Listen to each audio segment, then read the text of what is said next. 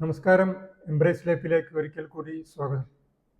ഈ അടുത്ത ദിവസം എൻ്റെ നാട്ടിൽ നടന്നൊരു ആക്സിഡൻ്റ് ഉണ്ട്. ഒരു ടൂ വീലറിൽ ഭാര്യയും ഭർത്താവും ജോലി കഴിഞ്ഞ് വീട്ടിലേക്ക് പോകുന്ന ഭാര്യയും ഭർത്താവും അപകടത്തിൽപ്പെടുന്നു. വീടെത്താൻ ഒരു 3-4 കിലോമീറ്റർ മാത്രം ബാക്കിയുള്ള സമയത്ത് ആ ഭാര്യ റോഡിലേക്ക് മറിഞ്ഞു വീഴുന്നു. ലോറി തട്ടിയിട്ടാണ് സംഭവിക്കുന്നത്. അതേ ലോറി തന്നെ ആ ഭാര്യയുടെ തലയിലൂടെ കയറിയിറങ്ങും. തൊട്ട് പിന്നിലുണ്ടായിരുന്ന ഒരു വാഹനത്തിൻ്റെ ക്യാമറയിൽ ഈ ദൃശ്യങ്ങൾ പതിഞ്ഞിട്ടുണ്ട്. അപ്പം അതിന് പറയുന്ന കാരണം, അപകടത്തിന് പറയുന്ന കാരണം, ഈ ബസ് നിരന്തരമായിട്ട് ഹോണടിച്ചുകൊണ്ടിരുന്നു ഓവർടേക്ക് ചെയ്യാൻ വേണ്ടിയിട്ട്. അപ്പം ഈ ബസ് കൊടുത്ത പ്രഷറിൽ ഈ ലോറി ഡ്രൈവർ പെട്ടെന്ന് അടുത്ത ഭാഗത്തേക്ക് ചേർക്കാൻ ശ്രമിച്ചതാണ് തട്ടാൻ കാരണം എന്ന് പറയുന്നു. എന്തായാലും ഒരു അപകടം സംഭവിച്ചു, ഒരു മരണവും സംഭവിച്ചു.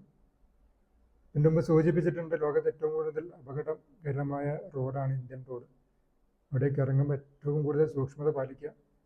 മറ്റുള്ളവർ അപകടം ചെയ്തു, മറ്റുള്ളവർ തെറ്റ് ചെയ്തു എന്ന് പറഞ്ഞിട്ട് കാര്യമില്ല. അപകടത്തിൽ പെടുന്നത് നമ്മളായിരിക്കും. നമ്മൾക്ക് ആരോഗ്യം, ജീവൻ നഷ്ടപ്പെടും.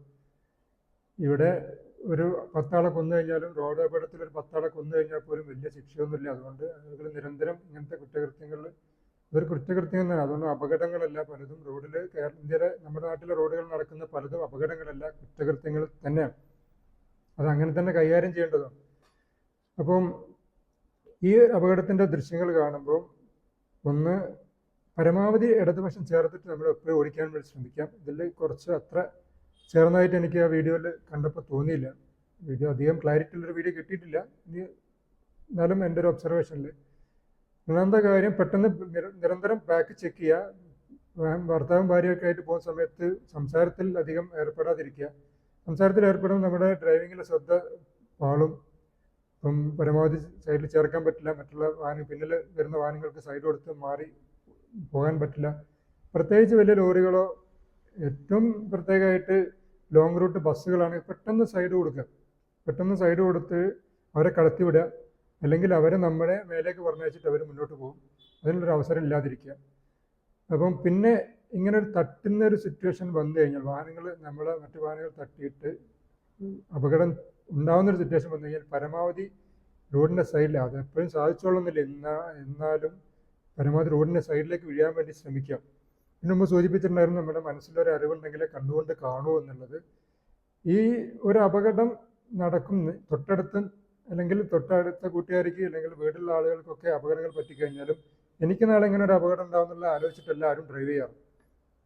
എന്നാൽ ഈ കേരളത്തിൽ ഒരു വർഷം 4000-ലധികം ആളുകൾ റോഡ് ആക്സിഡൻറ്റിൽ മരിക്കുന്നത്. നിപ്പ വന്ന സമയത്ത് കോഴിക്കോട് 17 പേരാണ് മരിച്ചത്. അതേ മാസം, ഒരൊറ്റ മാസത്തിനുള്ളിൽ കോഴിക്കോട് സിറ്റിയിൽ 17 ആളുകൾ റോഡ് അപകടത്തിൽ മരിച്ചിട്ടുണ്ട്. പക്ഷേ ഇപ്പോഴും നമ്മൾക്ക് കൂടുതൽ പേടി നിപ്പയാണ്. 4000-ലധികം ആളുകൾ ഓരോ വർഷം മരിക്കുന്നത് നമ്മൾ നിരന്തരം ഉപയോഗിച്ചുകൊണ്ടിരിക്കുന്ന റോഡിൽ ഇറങ്ങാൻ വേണ്ടിയിട്ടല്ല. അപ്പം ഒന്ന് ഇതിൽ ശ്രദ്ധിക്കേണ്ടത്, ടൂ വീലറിൽ ഹെൽമറ്റ് കാര്യങ്ങൾ ധരിക്കുക. പിന്നെ മിതമായ സ്പീഡിൽ വാഹനം ഓടിക്കുക. പരമാവധി ഇടതുവശം ചേർക്കാൻ ശ്രമിക്കുക. മറ്റുള്ള ഹെവി വാഹനങ്ങളെ കടത്തിവിടുക.